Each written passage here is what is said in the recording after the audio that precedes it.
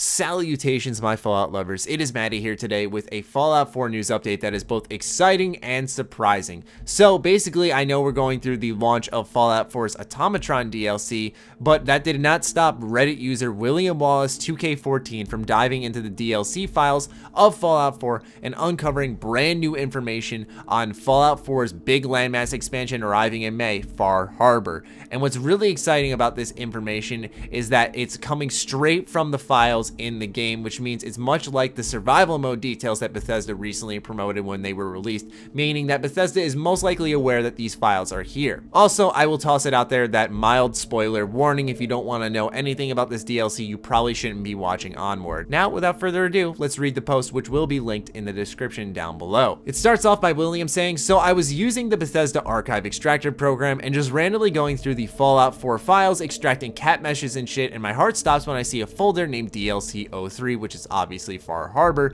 and the meshes archive. It's pretty empty apart from one file. And as we can see, that one file is a Ghoul Guai." He follows up that post with a side-by-side of the in-game models, and as we can see, the Ghoul Guai is a tad thinner, and on top of that, he has longer teeth.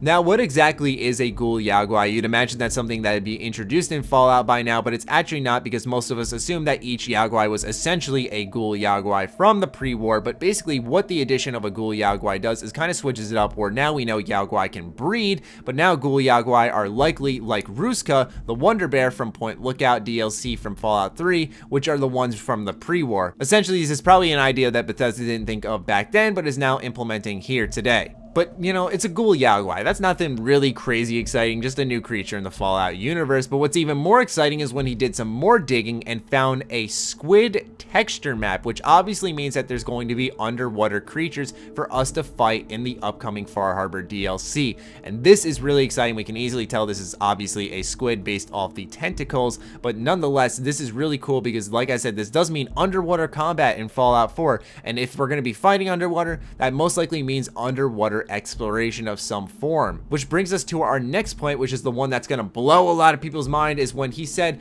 "I found something else very interesting. Remember the working harpoon gun that was found a few months ago in the game files? I found a file named testunderwaterworldscript.pex, and when editing it in Notepad, it reads this." Now, I understand this looks like a bunch of gibberish, but basically the standout things are the test underwater world script, which likely sounds like an underwater area of some form. On top of that, we have ammo harpoon, we have harpoon gun variant weapon, we have a power armor focus, which talks about underwater light spell, which sounds like something that allows us to walk around a bit faster underwater, which, like I said, hints more at underwater exploration. But like I said, there are several references to the harpoon gun here, as well as a Rapture style city, it seems to be, because there's an underwater world script. So it seems like Far Harbor isn't just going to be exploring Maine, but something underwater, whether that's a base or some type of city, who knows. But nonetheless, we have underwater combat basically confirmed based off the squid texture map, and on top of that, we can see that we're going to be getting that harpoon gun back, which now it's just like with the cut combat arena, making more sense as to why Bethesda cut